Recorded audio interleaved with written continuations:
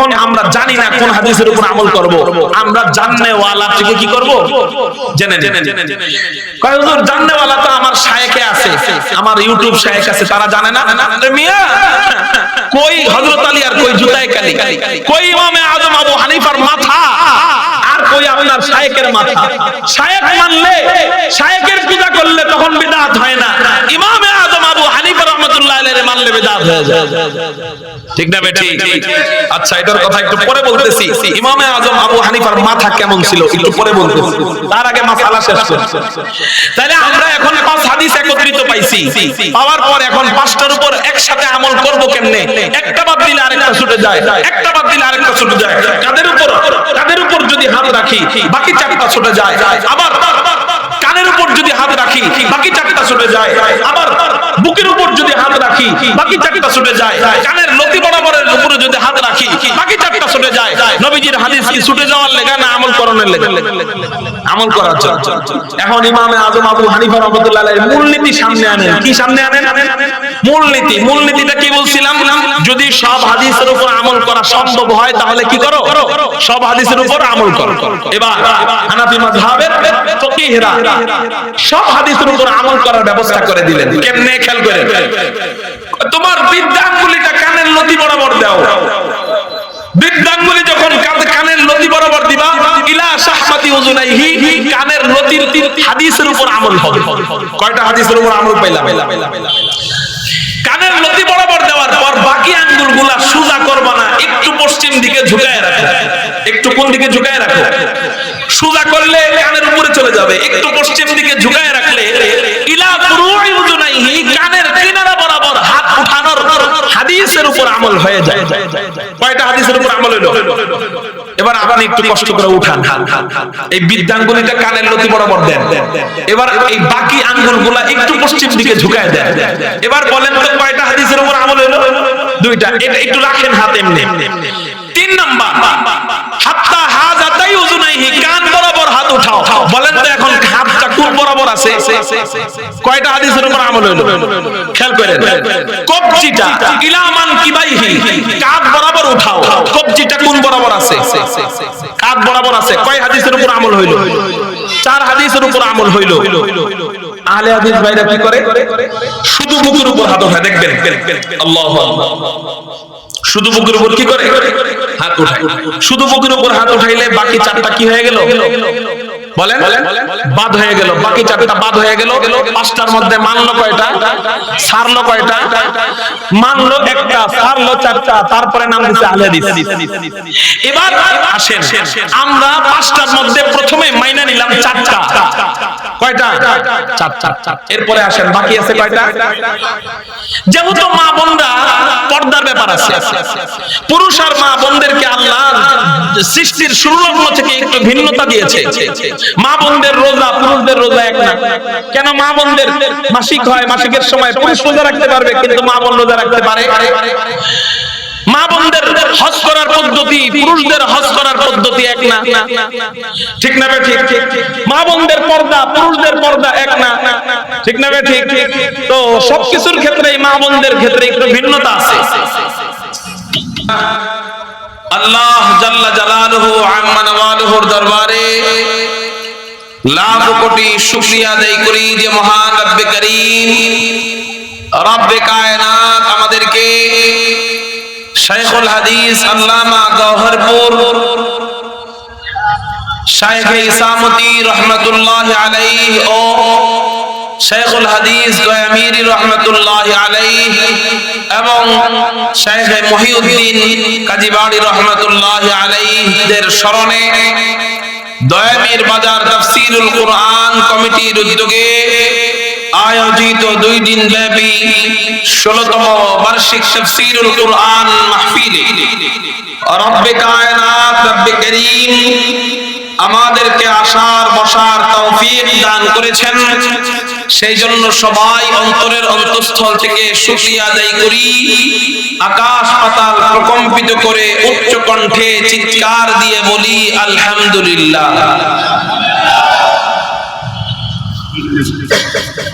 মুহতারাম হাজিরিন, আমাকে এই মাহফিল থেকে যদিও একটি বিষয় দেওয়া হয়েছে, মাযহাব মানার গুরুত্ব ও আহলে হাদিস খেদমত। এই বিষয়টি অনেক গুরুত্বপূর্ণ একটি বিষয়, অনেক দামি একটি বিষয়।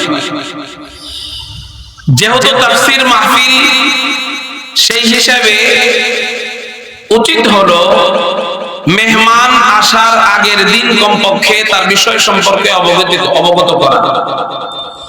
কারণ তাফসীর বয়ান গোজামিল দিয়ে করা যায়, তাফসীর গোজামিল দিয়ে করা যায় না, গুনাহ হয়।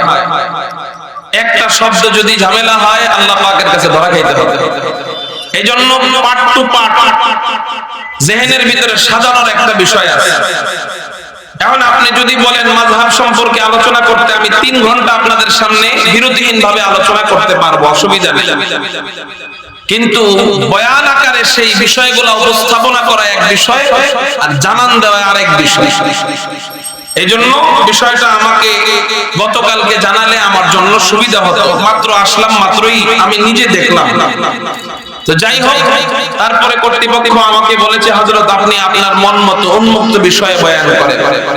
তো ইনশাআল্লাহ আমি আমার মন মতো বিষয়ে বয়ান করব ইনশাআল্লাহ। তার আগে যেহেতু আমাকে বিষয় দেওয়াই হয়েছিল, আমি এই বিষয়ে একটু সংক্ষিপ্ত ভাবে আপনাদেরকে একটু নলেজে দিয়ে, এটা তাফসীর না, আপনাদেরকে একটু নলেজে দিয়ে আমি আমার আয়াত এবং তাফসীরের ভিতরে যাব ইনশাআল্লাহ। মুহতারাম হাজিরিন, প্রথমে আমি আপনাদেরকে মাযহাবের পরিচয় দিতে চাই। মাযহাব কি? মাযহাব কাকে বলা হয়? কোরআন হাদিস থাকলে আবার মাযহাব কেন?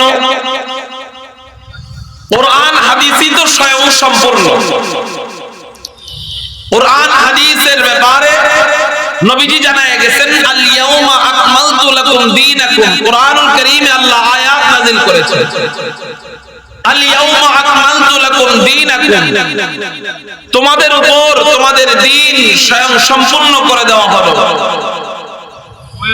তো আল্লাহ পাক যেহেতু দ্বীন ইসলাম স্বয়ং সম্পূর্ণ করে দিয়েছেন, তাহলে আবার নতুন করে মাযহাব কেন? তাহলে তো এই মাযহাব আনাটা, দ্বীন ইসলাম স্বয়ং সম্পূর্ণ হয়ে যাওয়ার পর এই মাযহাব আনাটা নতুন করে আবার বিদআত শুরু করা হলো। আমাদের আহলে হাদিস ভাইরা আমাদের উপর এই আপত্তি করে থাকে। আমরা এর জবাব দিব। আগে মাযহাবের পরিচয় জানতে হবে। মাযহাব কাকে বলা হয়? মাযহাব বলা হয়, শাব্দিক অর্থ হলো চলার পথ। জোরে বলেন, কিসের পথ? চলার পথ। বিদআত কাকে বলা হয় এটা বুঝতে হবে। মাযহাব মানা বিদআত নয়। ইবাদতের মধ্যে নতুন কিছু ঢুকানো, ইবাদতের মধ্যে নতুন কিছু ঢুকানো বিদআত। আপনারা যদি বলেন দ্বীন ইসলাম স্বয়ং সম্পূর্ণ হয়ে গিয়েছে নবীজির জামানায়, অতএব নতুন করে ইবাদতের মধ্যে আপনারা মাযহাব ঢুকাইছেন, মাযহাব অনুযায়ী আমল করেন, তার মানে আপনারা বিদআত করেছেন। যদি এই কথা বলে, আমরা বলবো হ্যাঁ, আপনার কথা একদিক থেকে ঠিক, ইবাদতের মধ্যে নতুন কিছু ঢুকানো বিদআত, কিন্তু ইবাদতের জন্য নতুন কিছু ঢুকানো বিদআত নয়। কি বললাম?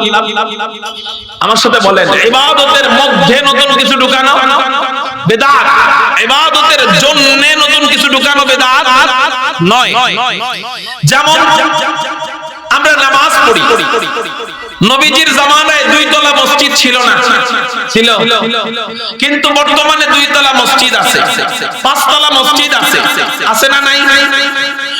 তো নবীজির জামানায় 2 তলা মসজিদ ছিল না, বর্তমানে 2 তলা মসজিদে নামাজ পড়লে ইবাদত হবে কি হবে না? 3য় তলা মসজিদে নামাজ পড়লে এই নামাজ হবে কি হবে না? 5ম তলা মসজিদে নামাজ পড়লে এই নামাজ হবে কি হবে না? তো নবীজির জামানায় তো 5ম তলায় নামাজ পড়ার কোনো বিধান ছিল না, বর্তমানে 5ম তলায় নামাজ পড়া এটা ইবাদতের মধ্যে আপনি ঢুকান দিলে, তাহলে আপনি এটাও বলেন যে নবীজির জামানায় 5 তলা মসজিদ ছিল না, অতএব 5ম তলায় নামাজ পড়া বিদআত। এটা বিদআত হয় না। আপনারাও তো 2-3 তলা মসজিদ করেন, আহলে হাদিস ভাইদেরকে বলবো, আপনারাও তো 2-3 তলা মসজিদ করেন, তখন ওই উপরের তলায় নামাজ পড়া বিদআত হয় না। নবীজির জামানায় মসজিদ ছিল না, 3-4 তলা, আপনার জামানায় 3-4 তলা মসজিদ করলেন, তো ওখানে বিদআত হলো না। কেন হলো না? এটা ইবাদতের মধ্যে নয়, এটা ইবাদতের জন্য। ইবাদতের মধ্যে হলে বিদআত হতো, ইবাদতের জন্য হলে বিদআত নয়। যেমন আমরা কেউ এটা বলি না যে নিচতলায় নামাজ পড়লে সওয়াব বেশি, দ্বিতীয় তলায় নামাজ পড়লে সওয়াব কম, তৃতীয় তলায় নামাজ পড়লে সওয়াব আরেকটু কম। যদি এটা বলতাম তাহলে এটা কি হয়ে যেত? বিদআত হয়ে যেত। কারণ ইবাদতের মধ্যে ঢুকায় দিতেছে মসজিদের তলাগুলা। কিন্তু ইবাদত করার সুবিধার্থে এটা করা হয়েছে। অতএব নিচতলায় পড়লেও যেই সওয়াব, দ্বিতীয় তলায় পড়লেও সেই সওয়াব। ঠিক এই মাইক নবীজির জামানায় ছিল না। এখন মাইকের মধ্যে ইমাম সাহেব নামাজ পড়ায় কিনা বলেন? তো ইমাম সাহেব যখন নামাজ পড়ায় তখন অনেক দূর থেকে মসজিদের মুসল্লিরা নামাজ পড়ে। ঈদের নামাজ যখন ইমাম সাহেব 20,000 মুসল্লির সামনে দাঁড়ায় পড়ায়, 20,000 নাম্বার মুসল্লি পিছনে, একেবারে পিছনে, সে এই মাইকের আওয়াজে সে রুকু করে, উঠা বসা করে, সিজদা করে। এখন বলেন যে মাযহাব মেনে আমল করা যদি বিদআত হয়, তাহলে নবীজির জামানায় মাইকের ব্যবস্থাও তো ছিল না। তাহলে মাইকের আওয়াজ শুনে আপনারা উঠা বসা করলেন, ইমামের ডাইরেক্ট আওয়াজ শুনে উঠা বসা করেন নাই, মাইকের আওয়াজ শুনে উঠা বসা করলেন, তাহলে এটাও তো বিদআত। এটা বিদআত না। কেন বিদআত না? এখানে মাইক বিদআত না কেন? মাইক ইবাদতের মধ্যে নয়, ইবাদতের জন্য ব্যবহার করা হয়েছে। কোনটা মধ্যে আর কোনটা জন্য এটা আগে বুঝতে হবে। এই জায়গা না বুঝেই আমরা আন্তাজে মাযহাবকে বিদআত বলা শুরু করে দিই। মাইক সারা যদি তেলাওয়াত করি, আমার এক এক আয়াতে মান ক্বারা হারফাম মিন কিতাবিল্লাহি তাআলা ফালাহু আজরু হাসানাত ওয়াল হাসানাতু বিআশরি আমসালিহা লা আকুলু আলিফ লাম মিম হারফুন বাল আলিফুন হারফুন ওয়া লামুন হারফুন ওয়া মিমুন হারফুন। নবীজি বলেন কুরআনুল কারীমের এক একটা আয়াত যদি কোনো বান্দা তেলাওয়াত করে, এক এক আয়াতের এক এক অক্ষরের বিনিময়ে আল্লাহ পাক রব্বুল আলামিন কমপক্ষে 10টা করে নেকি দিয়ে দিবে। এখন আমি যদি আপনাদেরকে মাইক সারা তেলাওয়াত করি আলহামদুলিল্লাহি রাব্বিল আলামিন,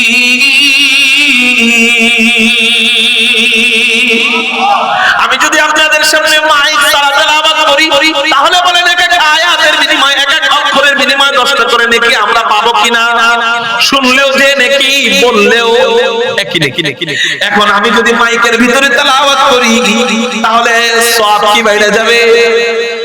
জোরে বলেন, সওয়াব কি বাইরে যাবে? একই সওয়াব, এক এক অক্ষরে কয়টা করে নেকি? 10টা করে। তাইলে বোঝা গেল মাইক এটা নবীজির জামানায় ছিল না, কিন্তু বর্তমানে এসেছে। অতএব এটা এসেছে বলেই বিদআত নয়। কেন? মাইক ইবাদতের মধ্যে নয়, ইবাদতের জন্য। আর ইবাদতের জন্য নতুন কোনো কিছু বিদআত নয়। ইবাদতের জন্য নতুন কিছু কিনা বিদআত। আরেকটা কথা, 3 নাম্বার, নবীজির জামানায় টাইলসওয়ালা মসজিদ ছিল, বর্তমানে জায়নামাজ ছিল না। তো এখন বর্তমানে জায়নামাজ আছে না নাই? তো এই জায়নামাজে আমরা নামাজ পড়ি কিনা? তো নবীজির জামানায় জায়নামাজে নামাজ পড়ি না। এখন এই জায়নামাজ ছিল না, বর্তমানে এই জায়নামাজে নামাজ পড়া জায়েজ আছে না নাই? ভাই হ্যাঁ জায়েজ আছে। কেন জায়েজ আছে? নবীজির জামানায় ছিল না, বর্তমানে নতুন করে ঢুকে এটা বিদআত না? না, বিদআত না। এটা ইবাদতের মধ্যে নয়, ইবাদতের জন্য।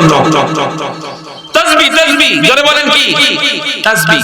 আহলে হাদিসের ভাইরা দেখছি হাতের থেকে তাসবিহটা পর্যন্ত ছিঁড়ে পায়ের নিচে ফেলায় দেয়। নাউযুবিল্লাহ। কেন? নবীজির জামানায় তাসবিহ ছিল না, নবীজি তাসবিহ পড়ে নাই, আঙ্গুল গণছেন। আচ্ছা, আঙ্গুল গণছেন ভালো কথা, সওয়াবের কাজ। কিন্তু আঙ্গুল গণছেন এই জন্য, গণনার হিসাবের জন্য আরেকটা জিনিস যদি কেউ গণে, খাতায় যদি লেখা রাখে, এটা কি বিদআত? সবাইকে আঙ্গুলের হিসাব রাখতে পারবে? মুরব্বী মানুষরা 20 বার পড়ার পরে তারপরে যখন 20 বার পড়বে, তখন চিন্তা করবে যে কয়বার 20 বার পড়লাম, একবার 20 বার পড়লাম না 40 বার পড়লাম, ভুলে যায়। 2 বার পুরো হাত 2 বার বললাম না একবার বললাম, ভুলে যায়। তার জন্য জরুরি হলো অন্য কিছুর মাধ্যমে হিসাব রাখা, সেটা তাসবিহ হোক অথবা লিখিত কিছুর মাধ্যমে হোক অথবা ডিজিটাল তাসবিহ হোক। এটা কেউ তারা ছিঁড়ে পায়ের নিচে ফেলায় দেয়। কেন? বিদআতের সংজ্ঞা জানে না এই জন্য। আমি একটা ভিডিওতে দেখেছি যে ছিঁড়ে পায়ের নিচে তাসবিহ ফালায় দিছে, নাউজুবিল্লাহ। তাহলে এই তাসবিহ বর্তমানে পড়লে বিদআত হবে না, কেন হবে না? কয় তাসবিহর মাধ্যমে যদি কেউ সুবহানাল্লাহ পড়ে, সুবহানাল্লাহর যেই নেকি আসমান এবং জমিনের মাঝখানের খালি জায়গা আল্লাহ সুবহানাল্লাহ বলার মাধ্যমে পরিপূর্ণ করে যায়। তাসবিহ ছাড়াও যেই নেকি, তাসবিহ পড়েও বললে সেই নেকি। তো তাসবিহ পড়ার মাধ্যমে, তাসবিহ নবীজির জামানায় ছিল না, বর্তমানে তাসবিহ পড়ার মাধ্যমে এটা বিদআত হবে না, কেন হবে না? এই তাসবিহটা ইবাদতের মধ্যে ঢুকানো হয় নাই, আমলের মধ্যে ঢুকানো হয় নাই, আমলের হিসাব রাখার জন্য ঢুকানো হয়েছে। কিসের জন্য? এতক্ষণ তাইলে আপনারা কি বুঝলেন বিদআত কাকে বলা হয়? আল্লাহ এবং তার রাসূল যখন নবীজি ছিলেন, সাহাবায়ে কেরাম ছিলেন, ওই সময় নতুন কিছু, ওই সময় সাহাবায়ে কেরাম যখন ছিলেন তখন যেই যে সমস্ত জিনিস ছিল না, বর্তমানে এই সমস্ত জিনিস নতুন করে ঢুকাইলেই বিদআত, নাকি ইবাদতের মধ্যে ঢুকাইলে বিদআত? ইবাদতের মধ্যে না ঢুকাইলে কি হবে না? বিদআত হবে। যদি ইবাদতের জন্য ঢুকানো হয় তাহলে ওটা বিদআত না, ইবাদতের মধ্যে যদি ঢুকানো হয় তাহলে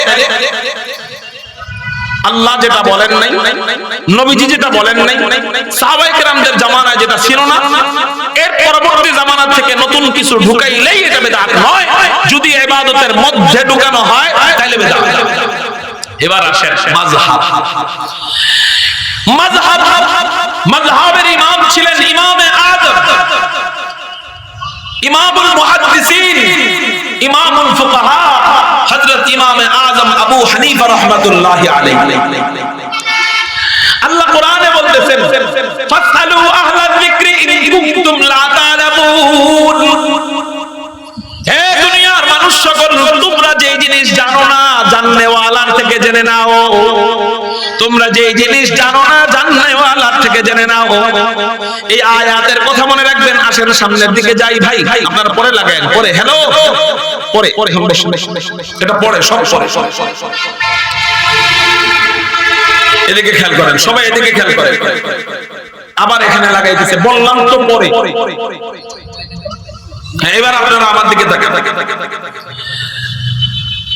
মাযহাব বলেন ইবাদতের মধ্যে নয়, ইবাদতের জন্য। বলেন বলেন সবাই, ইবাদতের মধ্যে নয়, ইবাদতের জন্য।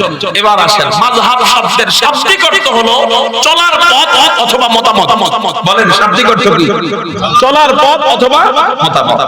শরীয়তের ভাষায় মাযহাব বোঝানো হয় কুরআন এবং হাদিসের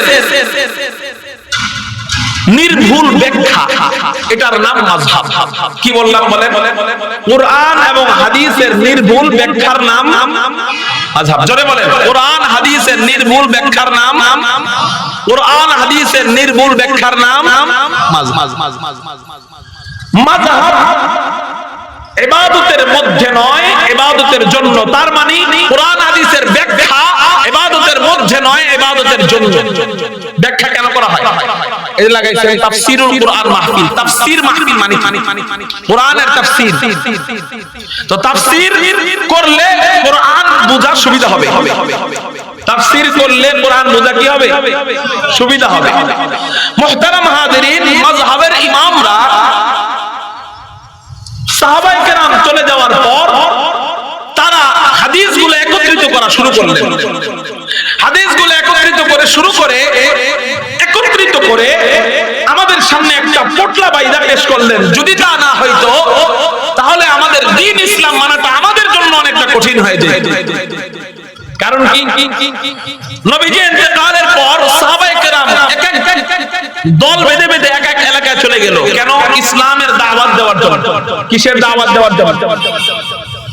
তখন মাসআলা মাসাইল একত্রিত করার থেকে গুরুত্বপূর্ণ হয়ে পড়ল তাওহীদের বাণী ছড়ানো। বলেন, মাসআলা মাসাইল একত্রিত করার চেয়ে গুরুত্বপূর্ণ তাওহীদের বাণী ছড়ানো বেশি কিনা? এই জন্য সাহাবায়ে কেরাম তাওহীদের বাণী ছড়ানোর জন্য দিক দিগন্তে ছুটিয়ে পড়ল।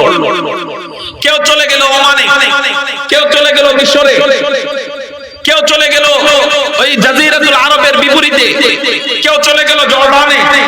কোন কোন সাহাবায়ে কেরাম পাক ভারত উপমহাদেশে এসেছিলেন। বলেন আলহামদুলিল্লাহ।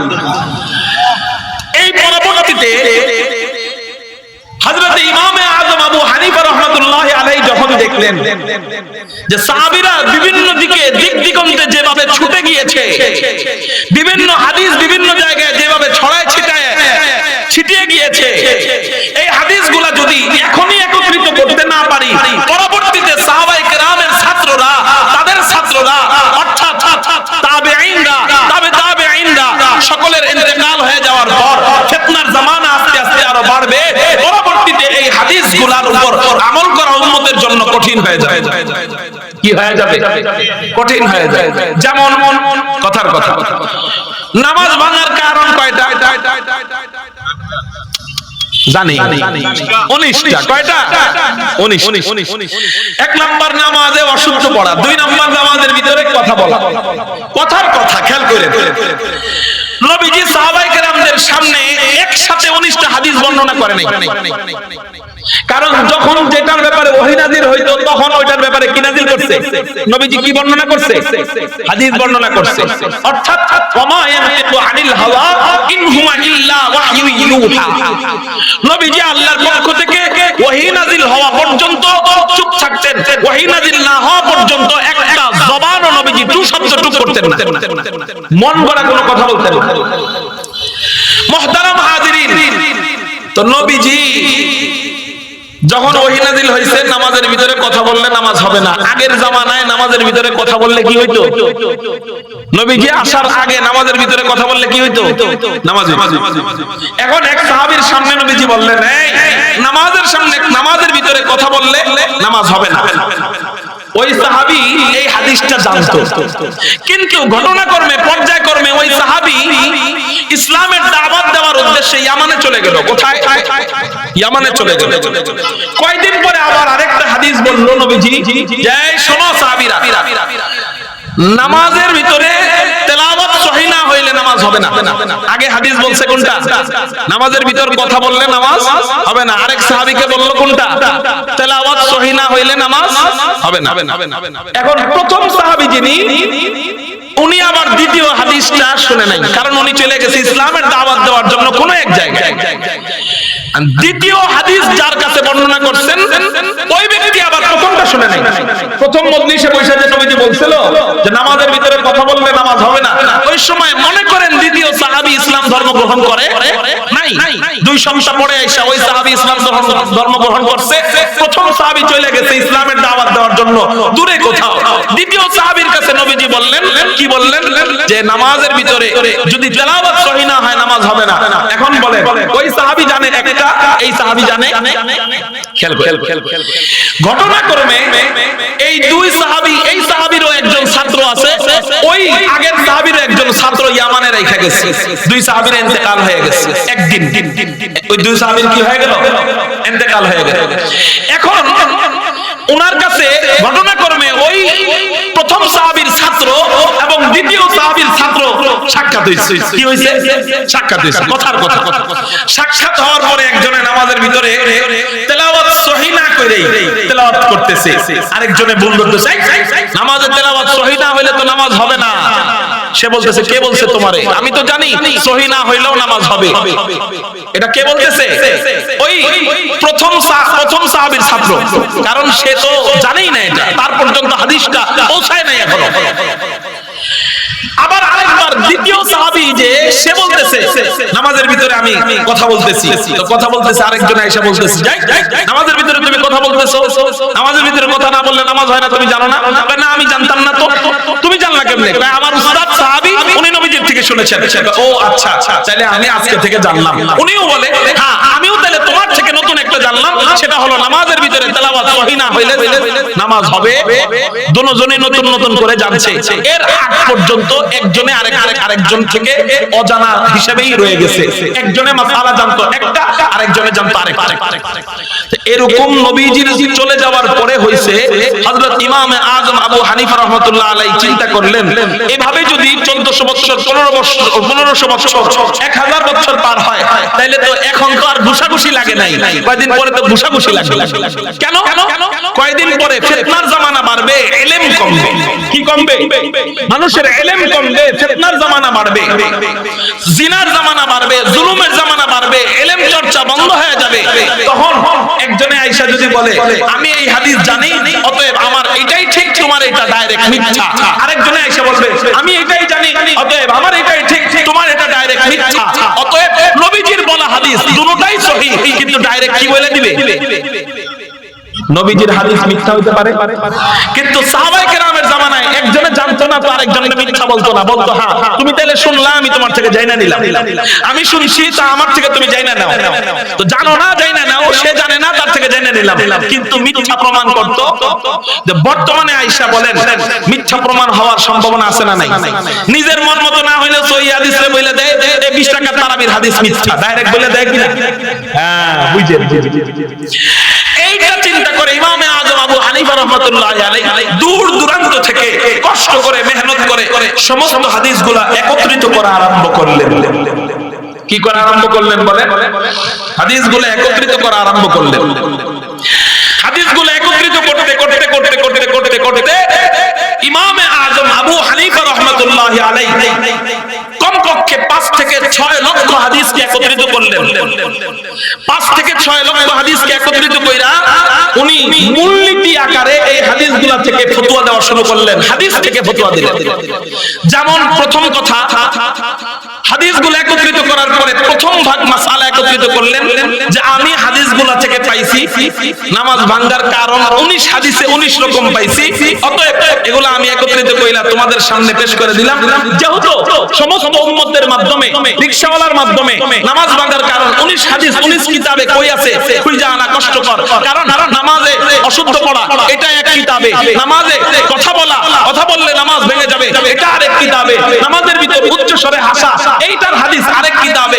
অতএব একজন রিকশাওয়ালা তো দূরে থাক, সাধারণ একজন আলেমের জন্য সব কিতাব থেকে একত্রিত করা হাদিসগুলা কি হয়ে যাবে? কঠিন হয়ে যাবে। এইজন্য ইমাম আযম আবু হানিফা রাহমাতুল্লাহ আলাইহি সব হাদিসগুলাকে একত্রিত কইরা পার্ট বাই পার্ট ভাগ করলেন। নামাজ ভাঙার কারণ পাইলেন উনি পাইলেন 19টা। উনি পাইলেন কয়টা? 19টা। তো 19 হাদিস থেকে 19টা একত্রিত করলেন। ওযু ভাঙার কারণ উনি পাইলেন 7 থেকে 9টা। এজন্য এই 7 থেকে 9টা হাদিস থেকে 7 থেকে 9টা হাদিস একত্রিত কইরা এরপর উনি ফতোয়া দিলেন নামাজ ভাঙার কারণ 19টা। এখন যদি কয় নবীজি তো কয় নাই নামাজ ভাঙার কারণ 19টা, আপনি কোন কেন তার মানে বেদাত? এখানে বলেন বেদাতের কি আছে? মাযহাব মানে কি কোরআন সুন্নাহর বাইরের কিছু, না কোরআন সুন্নাহ থেকে গবেষণার ফসল? এবং মাযহাব মানে হলো কোরআন সুন্নাহ থেকে নির্ভুল ব্যাখ্যা।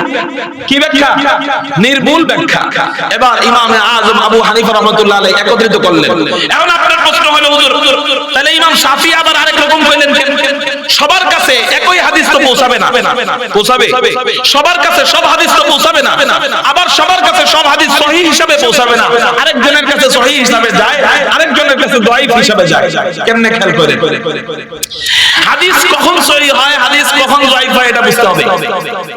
মনে করলেন নবীজি এক সাহাবীর কাছে হাদিস বলল, ওই সাহাবী ওনার কাছে হাদিস বলল, উনি আমার কাছে হাদিস বলল, আমি হযরতের কাছে হাদিস বললাম।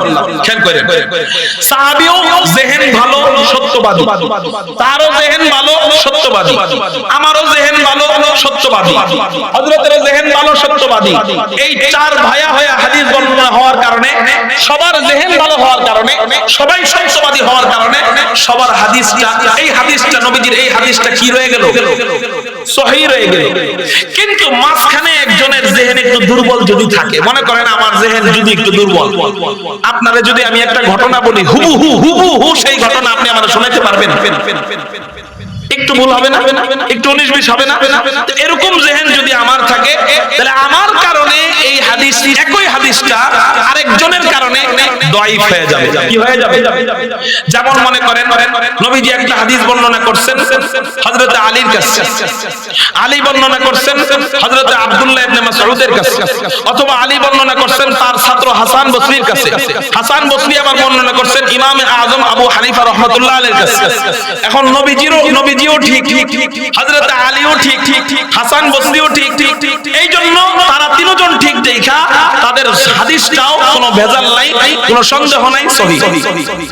কিন্তু শাফি রাহমাতুল্লাহ আলাইহির কাছে একই হাদিস আবার আলী বর্ণনা করছে হাসান বসরির কাছে, হাসান বসরি আবার বর্ণনা করছে তখন একটা ছাত্র ছিল দুর্বল, জেহেন কম। কি কম? জেহেন কম থাকার কারণে ওই ছাত্রের কাছে বর্ণনা করছে, ওই ছাত্র আবার বর্ণনা করছে মনে করেন ইমাম শাফি রাহমাতুল্লাহ আলাইহির কাছে। এমন শাফি রাহমাতুল্লাহ আলাইহির কাছে একই হাদিস আবু হানিফা পর্যন্ত পৌঁছাইছে সহিহ, একই হাদিস আবার শাফিঈ পর্যন্ত আসার পর একজনের কারণে একজন দুর্বল ছিল, এই জন্য ওই হাদিসটা কি হয়ে গেল? হাদিস শাস্ত্রবিদদের মতে হাদিসটা দাঈফ হয়ে গেল। এই জন্য ইমাম শাফি দাঈফ হাদিসের দিকে লক্ষ্য করে ধরেন কথার কথা ইমাম আযম আবু হানিফা নামাজ ভাঙার কারণ 19টা, এই 19টাকে উনি সহিহ বলে আখ্যায়িত করলেন যে এই 19 কারণ দেখা দিলে নামাজ হবে না। একটা কারণে এক হাদিস ইমাম শাফির কাছে সহিহ মনে হলো না, ওই যে ছাত্র দুর্বল হওয়ার কারণে, এই জন্য উনি আখ্যা দিলেন যে না, কথার কথা নামাজ ভাঙার কারণ 19টা না, নামাজ ভাঙার কারণ 18টা। কয়টা বললেন? 18টা বলে। এখন যদি আপনি এই ইখতিলাফ মতানৈক্যটা কেন হইল? একজনের কাছে হাদিস সহিহভাবে আসার কারণে সে বলল 19টা, আরেকজনের কাছে 19টা হাদিসের মধ্যে একটা, কয়টা? একটা যায়িফ ভাবে আসার কারণে সে জানায় দিল কয়টা? 18টা। এখন এই ইখতিলাফটা কি অনেক আকাশ পাতাল কোন ডিফারেন্সের কারণে হইছে না মামুলি একটা ব্যাপার, সাধারণ একটা ব্যাপারের কারণে হইছে? কিন্তু এইটারে আপনি পুঁজি কইরা বলা শুরু করে দিলেন যে ইসলামের ভিতরে এত দলকে, হানাফিদের ভিতরে এত দলকে, মাযহাবের ভিতরে এত দলকে, এত দলাদলি আমি মানি না, আমি ডাইরেক্ট মুসলমান। আপনি বলে দিলেন ডাইরেক্ট মুসলমান হয়া মাযহাব মানা ছাড়া আপনি 2 রাকাত নামাজ পড়তে পারবেন না, সম্ভব না। আপনি 2 রাকাত নামাজে আপনি দাঁড়ায়া 2 রাকাত নামাজ মাযহাব মানা ছাড়া পরিপূর্ণ করতে পারবেন না। যেমন মাযহাব মানার পর হাদিসের উপর আরো সুন্দরভাবে আমল করা যায়। একটু আগে বলছি না যে নবীজি 2 সাহাবীকে 2 রকম হাদিস বললেন। একজনকে বললেন যে তেলাওয়াত সহিহ না হলে নামাজ হবে না, আরেকজনকে বললেন নামাজে কথা বললে নামাজ হবে না। দুইজনে দুই দিকে চলে গেছে। এগুলো একত্রিত করছে কে? বলেন ইমাম আযম আবু হানিফা রাহমাতুল্লাহি আলাইহি। একত্রিত করার পর আল্লাহু আকবার, উনি সব হাদিসকে একত্রিত কইরা এমন ভাবে ফতোয়া দিলেন, এমন ভাবে মূলনীতি বের করলেন। একটা মূলনীতির কথা আপনাদেরকে বলি, সেটা হলো উনি বলেন যদি কোনো হাদিস বিপরীতমুখী পাও, কি মুখী? যদি কোনো হাদিস বিপরীতমুখী পাও, দোনো হাদিস সহিহ কিন্তু বিপরীতমুখী যদি পাও, তাহলে পারলে উভয় হাদিসের উপর আমল করো। পারলে উভয় হাদিসের উপর কি করো? আমার সাথে বলেন, পারলে উভয় হাদিসের উপর কি করো? আমল করো। আর যদি না পারো, দুটোটাই সহিহ, দুটোটাই কি সহিহ, কিন্তু তুমি দুটো হাদিসের উপর আমল করতে পারতেছো না, তাহলে শেষের হাদিসের উপর আমল করো। কোনটা নবীজি শেষ জামানায় বলে গেছেন, নবীজির শেষ আমল কোনটা ছিল ওটার উপর আমল করো। কেন? ইসলামের শুরুর যুগের বিধানগুলা বেশি গুরুত্বপূর্ণ না, শেষের বিধানগুলা বেশি গুরুত্বপূর্ণ। শুরুর যুগে মদ খাওয়া জায়েজ ছিল কি ছিল না? তো শেষের যুগে মদ খাওয়া জায়েজ ছিল। শুরুর যুগে পুরুষ মহিলা একসাথে নামাজ পড়তো কি পড়তো না? কিন্তু শেষ যুগে মহিলাদেরকে মসজিদ থেকে ঘরে নামাজ পড়া উত্তম বললো কি বললো না? নবীজি বলছেন। তাইলে দুটো হাদিস সহিহ, যদি প্রথমে দুটো হাদিসের উপর আমল করা সম্ভব হয় আমল করো, আর যদি সম্ভব না হয় তাহলে কিসের উপর আমল করো? শেষ হাদিসের উপর আমল করো। যেমন একই আমলে বিপরীতমুখী হাদিস আছে। যেমন আমরা নামাজে দাঁড়াই, কিসে দাঁড়াই বলেন? নামাজে দাঁড়াই, আল্লাহু আকবার বলে হাত, এই হাত উঠানোর সময় তাকবীরে তাহরিমা বলার সময় হাত কোন পর্যন্ত উঠাবো, এটা নিয়ে 4-5 রকমের হাদিস পাওয়া যায়। কয় রকমের? 5 রকমের হাদিস পাওয়া যায়। 1 নম্বর হাদিস, ইলা সুদুরিহি, বুক পর্যন্ত হাত উঠাও। 2 নম্বর হাদিস ইলা মানকিবাইহি, কাপ পর্যন্ত হাত উঠাও। 3 নম্বর হাদিস হাত্তা শাহমাতাই উযুনাইহি, কানের বরাবর হাত উঠাও।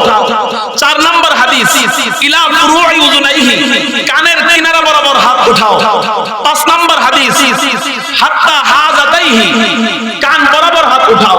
তাহলে 1 নম্বর হাদিস পাইলাম বুক পর্যন্ত হাত উঠাও। 2 নম্বর হাদিস কাপ পর্যন্ত হাত উঠাও। 3 নম্বর হাদিস কানের লতি বরাবর হাত উঠাও।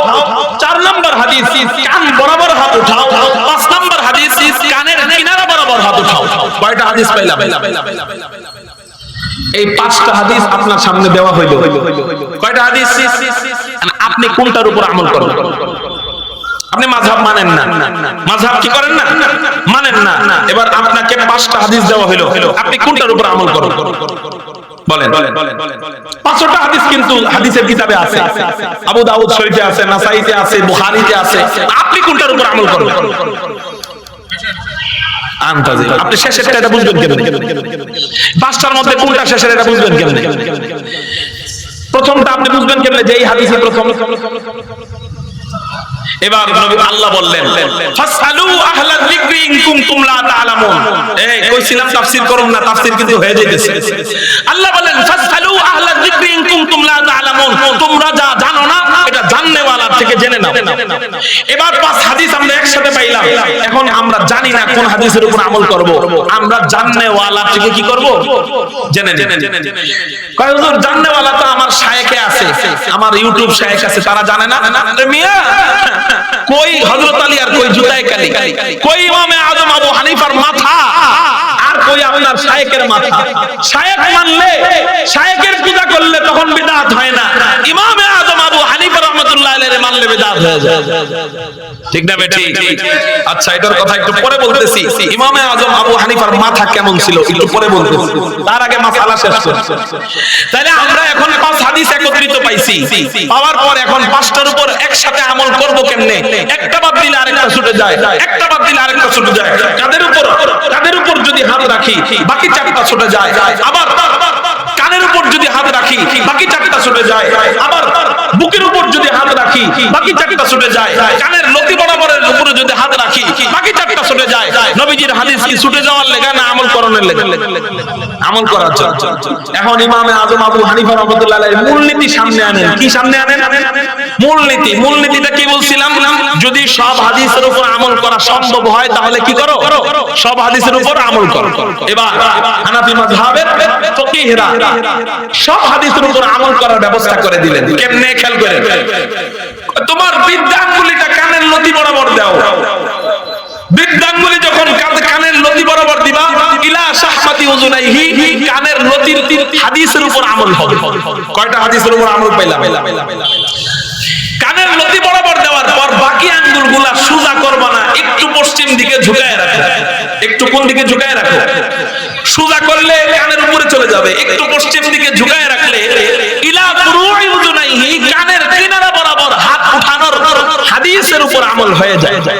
কয়টা হাদিসের উপর আমল হলো? এবার আপনি একটু কষ্ট করে উঠান, এই বৃদ্ধাঙ্গুলিটা কানের লতি বরাবর দেন। এবার এই বাকি আঙ্গুলগুলা একটু পশ্চিম দিকে ঝুঁকায় দেন। এবার বলেন তো কয়টা হাদিসের উপর আমল হলো? 2টা। এটা একটু রাখেন হাত এমনি। 3 নাম্বার হাত্তা হাজাতাই উযুনাইহি, কান বরাবর হাত উঠাও। বলেন তো এখন হাতটা কোন বরাবর আছে? কয়টা হাদিসের উপর আমল হলো? খেয়াল করেন। কবজিটা ইলা মানকিবাইহি, কাঁধ বরাবর উঠাও। কবজিটা কোন বরাবর আছে? কাঁধ বরাবর আছে। কয় হাদিসের উপর আমল হইল? 4 হাদিসের উপর আমল হইল। আহলে হাদিস ভাইরা কি করে? শুধু মুখের উপর হাত উঠায়। দেখবেন আল্লাহু আকবার, শুধু বুকের উপর কি করে? হাত উঠায়। শুধু বুকের উপর হাত উঠাইলে বাকি 4টা কি হয়ে গেল? বলেন, বাদ হয়ে গেল। বাকি 4টা বাদ হয়ে গেল। 5টার মধ্যে মানলো কয়টা? ছাড়লো কয়টা? মানলো 1টা, ছাড়লো 4টা, তারপরে নাম দিছে আহলে হাদিস। এবার আসেন, আমরা 5টার মধ্যে প্রথমে মাইনা নিলাম 4টা। কয়টা? চারটা। এরপরে আসেন বাকি আছে কয়টা? যেহেতু মা বোনরা পর্দার ব্যাপার আছে, পুরুষ আর মা বোনদেরকে আল্লাহ সৃষ্টির শুরুলগ্ন থেকে একটু ভিন্নতা দিয়েছে। মা বোনদের রোজা পুরুষদের রোজা এক না। কেন? মা বোনদের মাসিক হয়, মাসিকের সময় পুরুষ রোজা রাখতে পারবে কিন্তু মা বোন রোজা রাখতে পারে। মা বোনদের হজ করার পদ্ধতি পুরুষদের হজ করার পদ্ধতি এক না, ঠিক না বে ঠিক? মা বোনদের পর্দা পুরুষদের পর্দা এক না, ঠিক না বে ঠিক? তো সবকিছুর ক্ষেত্রে মা বোনদের ক্ষেত্রে একটু ভিন্নতা আছে। বাবার সম্পত্তি বন্টনের ক্ষেত্রে পুরুষের সম্পত্তি আর মা বোনদের দেওয়া সম্পত্তি এক, পুরুষকে দিতে হবে ডাবল, মা বোনদেরকে অর্ধেক। তো সব ক্ষেত্রেই ভিন্নতা আছে। মা বোনদের নামাজের ভিতরেও কিছু ভিন্নতা আছে, মা বোনদের লজ্জাশীলতার ভিতরে ভিন্নতা আছে।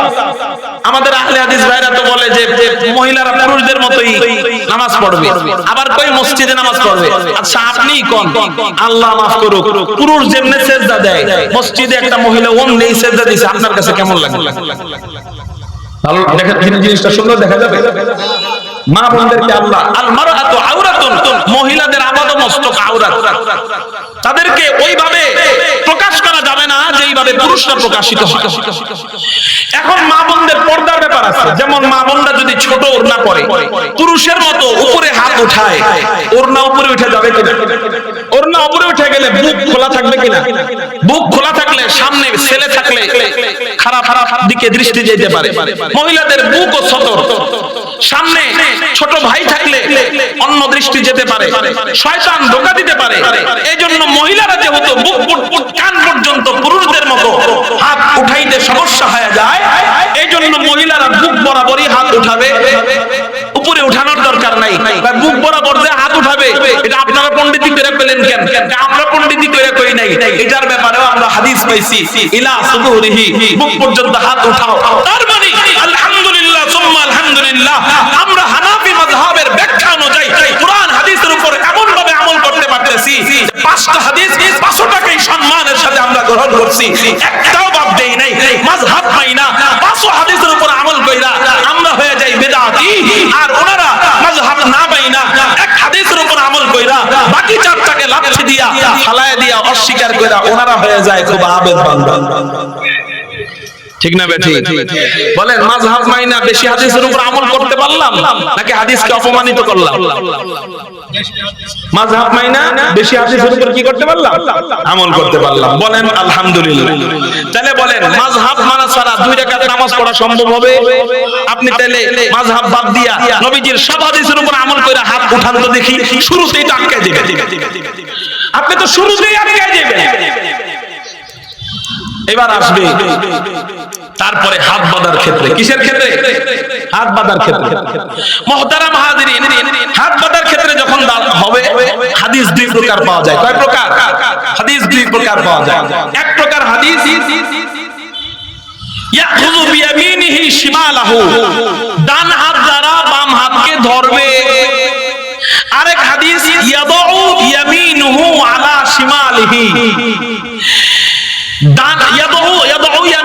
আলা শিমালিহি, মুসল্লি তার ডান হাতকে বাম হাতের উপর রাখবে। প্রথম হাদিস হলো ধরবে, দ্বিতীয় হাদিস রাখবে। আমরা কেমনে হাত বাঁধি? এইভাবে না, এইভাবে হাত বাঁধি না। আর ওনারা বাঁধে কেমনে? এমনি, ওনারা এইভাবে, ঠিক না? তো ওনারা শুধু রাখার হাদিসের উপর আমল করে। কিসের হাদিস? রাখার হাদিস। ইয়াদউ ইয়ামিনাহু আলা শিমালিহি, রাখার হাদিসের উপর আমল করে। আর আমরা কি করি? দড়ি। হুজুর তাহলে হেরাও তো এক হাদিসের উপর আমল করলো, আমরাও তো এক হাদিসের উপর। কয় না, তারা রাখার হাদিসের উপর আমল করে, ধরার হাদিসের উপর আমল করে না। কিন্তু আমরা দুটো হাদিসের উপর এমন ভাবে আমল করি যে নবীজির কোন হাদিস যেন ফালানো না যায়। কেমনে? প্রথমে তুমি ধরার হাদিসের উপর আমল করো। কিভাবে? আপনারা হাত উঠান, সবাই হাত উঠান, এই কনিষ্ঠ আঙ্গুল এবং বৃদ্ধ আঙ্গুলে দিয়া ধরেন টাইট করে, কবজির উপর ধরছেন। এবার রইছে কয় আঙ্গুল? 3 আঙ্গুল, বাকি আছে কয় আঙ্গুল? ধরলেন তো প্রথমে, ধরার হাদিসের উপর আমল হইলো কিনা? বলেন বাকি আছে কয়টা? আরেকটা হাদিস, সেটা কি? রাখা। কি সেটা? বাকি 3 আঙ্গুল উপরে রাখা দেন। রাখছেন নি? এবার কোন কয় হাদিসের উপর আমল হইছে? মাযহাব মাইনা 2 হাদিসের উপর আমল করলাম, ওনারা মাযহাব না মাইনা কয় হাদিসের উপর আমল করলো? তারপরেও এরা আলে হাদিস, নামটাই তো ভুল, নামটাই তো ভুল। আসেন সামনে বলবো। 3 নাম্বার মাসআলা, মাসআলা দিয়ে আমি আপনাদেরকে উদাহরণ দিয়ে বুঝাই দিতেছি যে মাযহাব মানা কেন জরুরি। মাযহাব কোরআন সুন্নাহর বাইরে কিছু না, এটা কোরআন সুন্নাহর সার নির্যাস, কোরআন সুন্নাহর নির্ভুল ব্যাখ্যার নাম মাযহাব। 3 নাম্বার, সামনে রমজান আসতেছে, হ্যাঁ সবচেয়ে বেশি পাগল হয়ে যায় এই রমজান মাসে। কোন প্রাণী বলে কোন মাসে পাগল হয়? আর এরা পাগল হয় রমজান মাস, ইবাদতের মাস, ঠিক না বেঠি? কি 8 টাকাত না, তারাবি 20 টাকাত না, 8 টাকাত 8 টাকাত 8 টাকাত, এটা নিয়ে পুরো এলাকার মধ্যে ফিতনা বাড়ায় দেয়।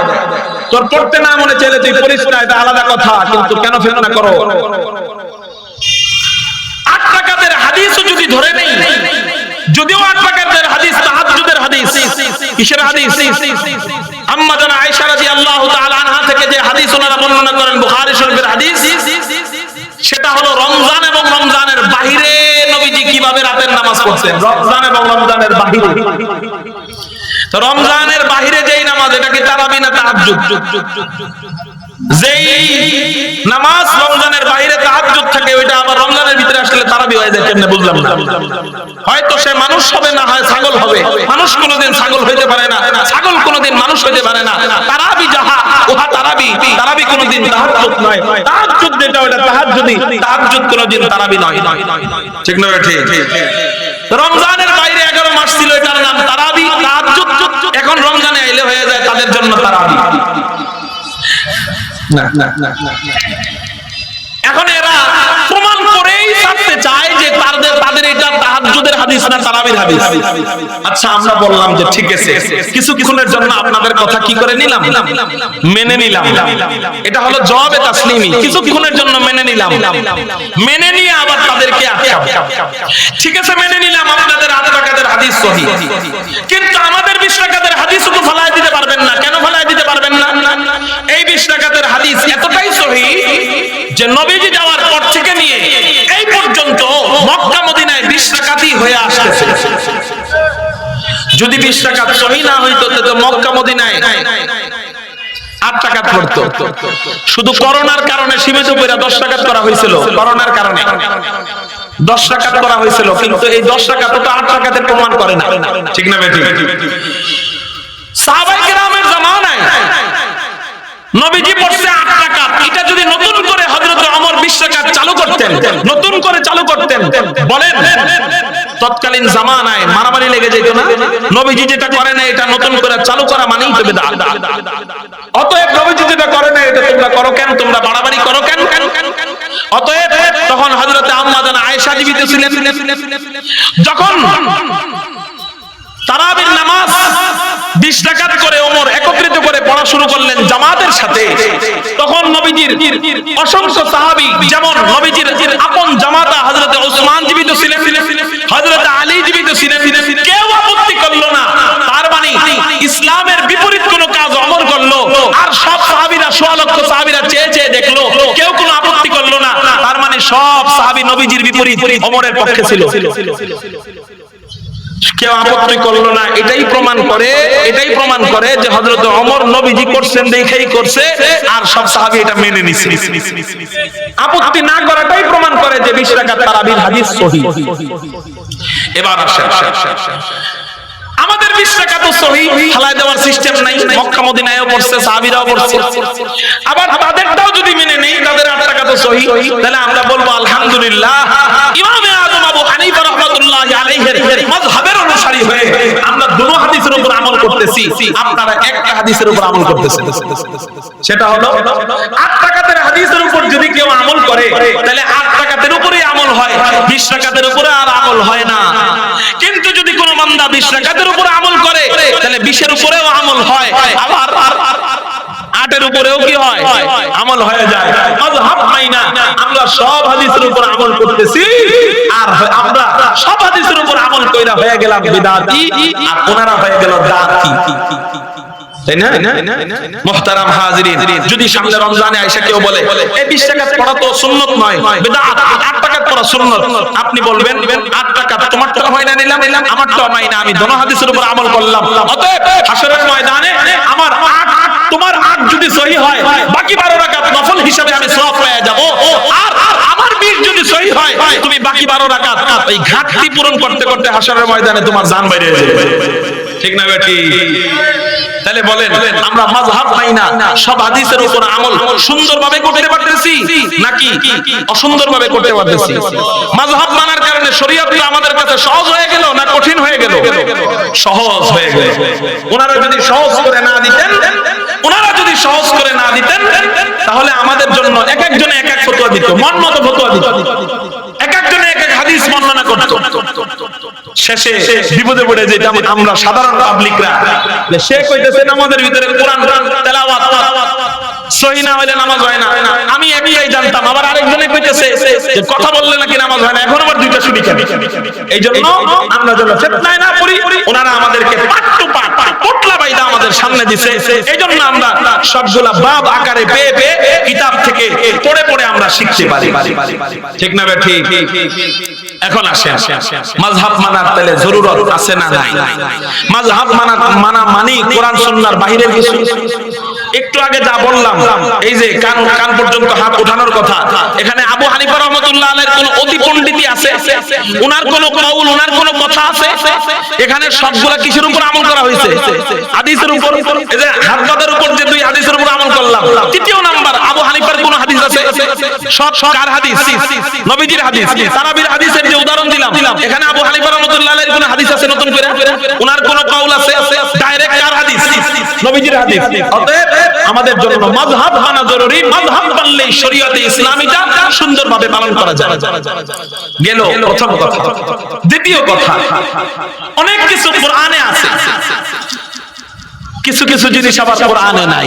যেমন নামাজ পড়ো 5 ওয়াক্ত, এটা কিসে আছে? জোরে বলেন। কোরআনে আছে। নামাজ কয় ওয়াক্ত পড়বো? 5 ওয়াক্ত পড়বো, এটা কিসে আছে? কোরআনে আছে। নামাজ ফজর আছে, জোহর আছে, আসর আছে, ইশা আছে, মাগরিব আছে। কিন্তু এই 5 ওয়াক্ত নামাজ কোন পদ্ধতিতে পড়বো? ফজরের নামাজ কয় রাকাত? জোহরের নামাজ কয় রাকাত? আসরের নামাজ কয় রাকাত? ইশারের নামাজ কয় রাকাত? মাগরিবের নামাজ কয় রাকাত? এটা কোরআনে নাই। এটা কিসে নাই? কোরআনে নাই। কোরআনে যখন এটা নাই, তখন এটা আয়েশা গেছে কিসে? হাদিসে। জোরে বলেন কিসে? হাদিস। অতএব হাদিস অনুযায়ী আমরা নামাজ পড়লাম, কোরআনে পাইলাম কিছু, হাদিসেও পেয়ে গেলাম অনেক অংশ। এবার কিছু জিনিস আবার হাদিসে নাই, কিছু জিনিস আবার কিসে নাই? হাদিসে নাই। যেমন কথার কথা, নামাজ মসজিদের দ্বিতীয় তলায় পড়লে নামাজ হবে কি হবে না? তৃতীয় তলায় পড়লে নামাজ, ইমাম সাহেব নিচে, তৃতীয় তলায় মুসল্লি নামাজ পড়তেছে, এটা নামাজ হবে কি হবে না? মাইকে কোরআন তেলাওয়াত করে নামাজ পড়লে ওই নামাজ হবে কি হবে না? বিমানে নামাজ পড়লে, হাদিসে বিমান আছে, হাদিসে মাইক আছে, হাদিসে 3 তলা মসজিদ আছে, তো অতএব বিমানে নামাজ পড়লে ওই নামাজ বিমানে হবে কি হবে না? ওইটা হাদিসে নাই। তাহলে পাইলাম একটা ইবাদত দিয়ে উদাহরণ দিতেছি। প্রথম নামাজ পাইলাম কোথায়? কোরআনে। কিন্তু পদ্ধতি পাইলাম কোথায়? হাদিসে। আবার কিছু নতুন মাসালা এসে গেল যেটা কোরআনেও পাইলাম না, হাদিসেও পূর্ণাঙ্গভাবে পাইলাম না। এখন যাব কোথায়? বিমানে নামাজ না পড়ে মরে যাবো, জাহান্নামে যাবো? 3 তলায় নামাজ পড়লে কি হবে? এটার ফতোয়া জানার দরকার আছে না নাই? তা ইসলাম কি অপূর্ণ? ইসলাম কি অপূর্ণ যে এই ব্যাপারে কিছুই বলা যায় না? ইমামে আযম আবু হানিফা রাহমাতুল্লাহি আলাইহি এগুলা হাদিস থেকে, কোরআন থেকে যেখানে যতটুকু ইঙ্গিত পেয়েছেন ওখান থেকে এগুলা বের করে, ইল্লাতগুলা বের করে এই মাসআলাগুলা সমাধানের রাস্তা খুলে দিয়ে গেলেন। কি খুলে দিয়ে গেলেন? রাস্তা খুলে দিয়ে গেলেন। মুহতারাম হাজিরিন, এরকম অসংখ্য অগণিত মাসআলা তাদের মূলনীতি অনুযায়ী আমরা আমল করতে পারি। যে সমস্ত আহলে হাদিস ভাইরা আপনাদের কাছে আসবে, আপনি তখন বলবেন, তাদেরকে প্রশ্ন করবেন যে রোজা অবস্থায় সুই দিলে রোজা হবে কি হবে না? হাদিস থেকে জবাব দাও। হা করে তাকায় থাকেন। বিকাশে টাকা লেনদেন করলে কিছু টাকা ঋণ নিলে অতিরিক্ত টাকা বেশি কাটে, এই ফ্যাক্স লোডে বলবেন এই ফ্যাক্স লোডে যে ঋণ নিলাম অতিরিক্ত টাকা বেশি কাটলো, এটা তো সুদ, সুদের মতো না? তো এখানে যে ঋণ নেওয়ার কারণে অতিরিক্ত টাকা বেশি কাটলো, এখানে 1 টাকা 2 টাকা বেশি নিল, এটা কি সুদ হলো কি হলো না? এবার হাদিস থেকে জবাব দাও। সে হাদিস থেকে জবাব দিতে পারবে না, জবাব দিতে হবে মাযহাব অনুযায়ী। কেন? মাযহাবের একটা মূলনীতি এখানে প্রয়োগ করলেই আমরা উত্তর পেয়ে যাব। যেমন সুদের ইল্লাত আল কাদরু মাআল জিনস, এক জাতীয় জিনিস সমান সমান হওয়া, এক জাতীয় জিনিস সমান সমান হওয়া, এর চেয়ে বেশি কম বেশ হলেই তখন সুদ হবে। যেমন টাকা, টাকা আপনারে আমি দিলাম 10 টাকা, এক জাতীয় টাকা আপনি আমারে দিলেন 11 টাকা, আমি আপনার কাছে 11 টাকা নিলাম, চাইলাম, ওটা কি হয়ে যাবে?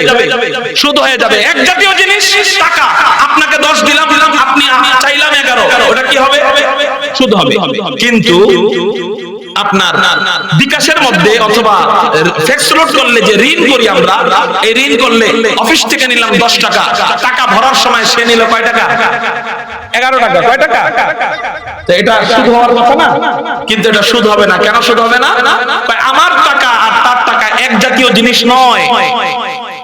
এক জাতীয় জিনিস যদি হইতো, ওজনী জিনিস যদি হইতো, ওজন দেওয়া যাইতো, এক জাতীয় জিনিস হইতো, তাহলে এটা আপনার কি হয়ে যাইতো? সুদ হয়ে যাইতো। এক জাতীয় জিনিস নয়, এজন্য সুদ হয় নাই। মুহতারাম হাজিরিন, এরকম অনেক মাসআলা, এক অল্প সময়ে তো আর সব বোঝানো সম্ভব নয়। এরকম অনেক মাসআলা আপনি ইমামে আযম আবু হানিফা রাহমাতুল্লাহ আলাইহির মূলনীতি সামনে রাখা আপনারা বুঝতে পারবেন। তার মূলনীতি না আনলে 2 রাকাত নামাজ পড়াও সম্ভব না। এটার একটা 2-3টা উদাহরণ দিলাম। কয়টা উদাহরণ? একটু আগে 3টা মাসআলা বলি নাই? এবার আসেন আহলে হাদিস ভাইদের ফিতনা সম্পর্কে বলা হয়েছে। কি সম্পর্কে? আহলে হাদিস ভাইদের প্রথম কথা হলো মাযহাব মানার গুরুত্ব। তাহলে বলেন আমরা মাযহাব মানার গুরুত্ব সম্পর্কে কিছুটা বুঝলাম কিনা? মাযহাব মাইনা শরীয়ত মানলে এই শরীয়তে বেদাত হবে আর শরীয়ত মানা সহজ হবে? সহজ হবে। মাযহাব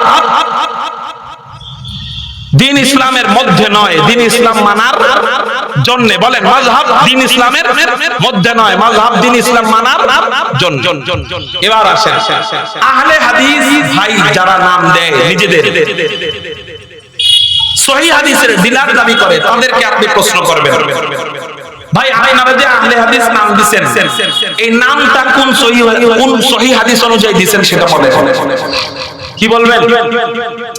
আপনারা যে আহলে হাদিস নাম দিবেন, এই নামটা কোন সহিহ হাদিস অনুযায়ী দিবেন সেটা বলেন। আহলে হাদিস হও, নবীজি কোন হাদিসে বলছেন? আহলে হাদিস হও তোমরা, নবীজি কোন হাদিসে বলছেন? কারণ কি? নবীজি পাগল না যে আহলে হাদিস হইতে বলবে, কারণ আহলে হাদিস হওয়া সম্ভব না। কেন সম্ভব না? খেয়াল করেন,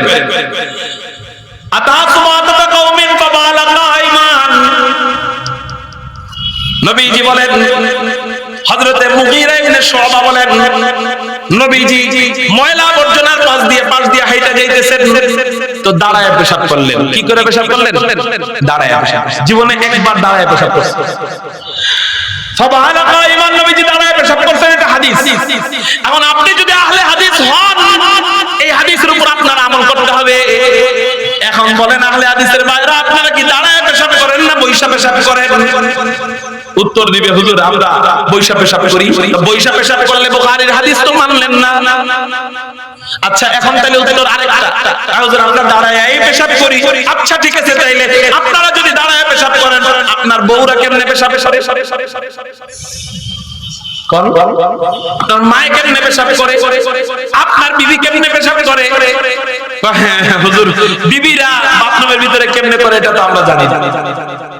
আপনারা জানেন না, তাহলে এটা তো কিছু জিনিস জানা লাগে না, যুক্তিতে বুঝলেই তো হয়। মহিলারা দাঁড়ায় পেশাব করতে পারে? তাহলে দাঁড়ায় পেশাব করলেন নবীজির হাদিস অনুযায়ী, শুধু পুরুষরা করলেন, মহিলারা করলেন না। তাহলে নিজেরাই তো ফতোয়া দিয়ে মহিলাদেরকে অন্যরকম বানায় দিলেন, আমলের ক্ষেত্রে ভিন্নতা দিয়ে দিলেন, আপনাদের আমলের ক্ষেত্রে ভিন্নতা আইনা দিলেন। তাহলে হাদিসের উপর এক গ্রুপ আমল করতে পারলো, আরেক গ্রুপ আমল করতে পারলো না। তাহলে তো আপনিও পূর্ণাঙ্গ আহলে হাদিস হইতে পারলেন না, অর্ধেক আহলে হাদিস। ঠিক না? ঠিক গেল। নবীজি 11 বিবাহ করেছেন, এটা হাদিস। যারা বলেন এটা কি হাদিস না, আপনিও যদি হাদিস মানেন তাহলে আপনার 11 বিবাহ করতে হবে। 11 বিবাহ না করলে আপনি পরিপূর্ণ আহলে হাদিস হইতে পারলেন না। তাহলে হুজুর আহলে হাদিস যদি না হয়, তাহলে আহলে হাদিস যদি না হয় তাহলে কি হইতে হবে? নবীজি বলেন সুন্নাত মানো, আহলুস সুন্নাত হও। কি হও? যেমন মান আহাব্বা সুন্নতি ফাকাদ আহাব্বানি, যে ব্যক্তি আমার সুন্নতকে ভালোবাসলো সে আমাকেই ভালোবাসলো, তার মানে সুন্নাত মানো। এরপরে আন নিকাহু মিন সুন্নতি না আন নিকাহু মিন হাদিসি।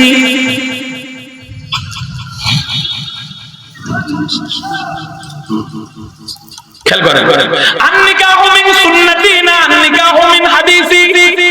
বলে ফামান রাগিবা আন সুন্নতি না ফামান রাগিবা আন হাদিসি। ফামান রাগিবা আন সুন্নতি আন নিকাহু মিন সুন্নতি মান আহাব্বা সুন্নতি। সব জায়গায় সুন্নাত, আলাইকুম বিসুন্নতি, তোমাদের উপর আবশ্যক হলো আমার সুন্নতকে পালন করা। বললেন কে? জোরে বলেন। তাহলে বললেন আলাইকুম বিসুন্নতি, এটা সহিহ হাদিস, তোমরা আমার সুন্নাত পালন করো। আরেক জায়গায় আন নিকাহু মিন সুন্নতি, এটা সহিহ হাদিস, নিকাহ হলো আমার সুন্নাত। মান আহাব্বা সুন্নতি, তোমরা সুন্নাতকে মহব্বত করো, এটাও সহিহ হাদিস। তাহলে সব জায়গায় নবীজি বললেন সুন্নতি সুন্নতি সুন্নতি, সুন্নাত পালন করো, সুন্নাত পালন করো, সুন্নাত মানা ওয়াজিব। এইজন্য আমরা সুন্নতের অনুসারী, আর সুন্নতের অনুসারীকেই বলা হয় আহলুস সুন্নাত। জোরে বলেন কি? আর সুন্নাত মানে না যে হাদিস মানবে যে, তাকে বলা হয় আহলে হাদিস। তাদের কথা অনুযায়ী আহলে হাদিস হইতে নবীজি কোথাও বলেন নাই, আহলুস সুন্নাত হইতে বলছেন। তার মানে আলহামদুলিল্লাহ সহিহ হাদিস অনুযায়ী আমরা সঠিক পথে আছি, আহলুস সুন্নাত হয়ে। আর আহলে হাদিস যারা হইছে নামটাই বেদাত। তোমাকে লোকের বেদাতের মাসালা কি করব? মাযহাব মাইনা বেদাত করলাম কি করলাম না, এটা পরে বেটা। আগে তোমরা নাম যে দিছো আহলে হাদিস, এটা কোন হাদিস অনুযায়ী পাইছো? কোন হাদিস অনুযায়ী এটা নাই। নবীজি বলেন তোমরা আমার হাদিস অনুসরণ করো, এটা কোন জায়গায় নাই। তার মানে আহলে হাদিস নাম দেওয়াটাই ঠিক। 11 বিবাহ হাদিস, কিন্তু 4 বিয়ে সুন্নাত। এবার বুঝতে হবে সুন্নাত কোনটা আর হাদিস কোনটা। হাদিস আর সুন্নাত এক নয়। সুন্নাত হলো রীতি, আর হাদিস হলো রীতির বাহিরে আছে। নবীজির খাস আমল আছে, যেমন নবীজির উপর পর্দা করা নবীজির জন্য ফরজ ছিল না, তারপরেও নবীজি করতেন। তারপরেও ইখলাসের কারণে করতেন। কিন্তু নবীজির জন্য পর্দা ফরজ ছিল না। কেন? কারণ নবীজির ভিতরে আল্লাহ পাক প্রত্যেক মানুষের জন্য শয়তান দিয়ে দিয়েছে। নবীজির সাথে যে শয়তান ছিল, ওই শয়তান মুসলমান হয়ে গেছে। এজন্য নবীজির জন্য পর্দা করা কি ছিল না? ফরজ ছিল না, তারপরেও নবীজি পর্দা করতেন। মুহতারাম হাজিরিন, তাহলে পর্দা না করা নবীজির জন্য এটা হাদিস, কিন্তু পর্দা করা এটা হলো সুন্নাত, নবীজির রীতি। বিবাহ করা 11টা, এটা হলো হাদিস। এবার 4 বিবাহ করা এটা হলো সুন্নাত। অতএব আহলুস সুন্নাত যে সে 4 বিবাহ করতে পারবে, আর আহলে হাদিস যে 4 বিবাহ করলে হবে না, 11টা বিয়ে করতে হইব। তোমরাই তো আহলে হাদিস হইতে পারো না, ঠিক না বেঠি? মুহতারাম হাজিরিন, তাহলে আমরা যেই দলের উপর আছি আহলুস সুন্নাত ওয়াল জামাত, এই দল হলো সঠিক। বলেন সবাই আলহামদুলিল্লাহ। আল্লাহ আমাদেরকে বুঝবার তৌফিক দান করুক, সকলেই বলি আমিন। মাযহাব কোরআন সুন্নাহের বাইরে কিছু না, কোরআন সুন্নাহের নির্ভুল ব্যাখ্যা, এই ব্যাখ্যা শরীয়ত মানার জন্য করা হয়েছে। আল্লাহ আমাদেরকে বুঝার তৌফিক দান করুক, বলি আমিন। এখন খালি কথা আইতেছে, অনেক কথা সামনে বাকি আছে। আল্লাহ যদি কখনো তৌফিক দেয়, বাকি কথাগুলো বলবো। আল্লাহ আমাদেরকে যেই কয়টা কথা বললাম, এই কয়টা কথা বুঝার তৌফিক দান করুক, সবাই বলি আমিন। ওয়া আখির দাওয়ানা আনিল হামদুলিল্লাহি রাব্বিল আলামিন। আসসালামু আলাইকুম ওয়া রাহমাতুল্লাহি ওয়া বারাকাতুহু।